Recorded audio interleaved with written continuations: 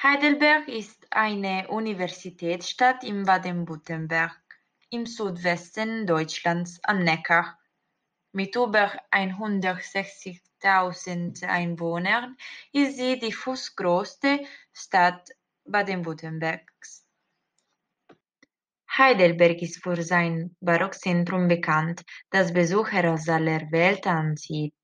In diesem Teil der Stadt gibt es die Hauptattraktionen wie die Schlossruine und die Alte Universität, die älteste in Deutschland. Außerdem hier gibt es eine der längsten Fußgängerzonen Europas, 1 Kilometer und 600 Meter lang. In Heidelberg sind die Sommer warm und die Winter kalt und windig. Daher ist die beste Zeit des Jahres für einen Besuch von Mitte Juni bis Mitte September. In der Altstadt kann man sich gut zu Fuß bewegen, aber auch das Fahrrad ist ein beliebtes und verbreitetes Transportmittel in der Stadt. Es gibt ein effizientes Transportsystem, das den ganzen Tag gut funktioniert und fast immer pünktlich ist.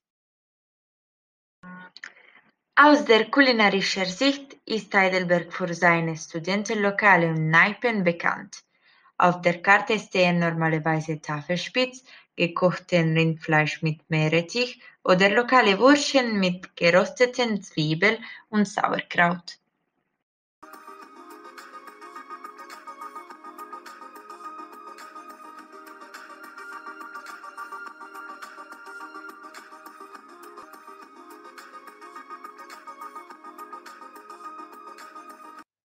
Bist du ein Jugendlicher, der einen günstigen Aufenthalt für einen Urlaub in Heidelberg sucht?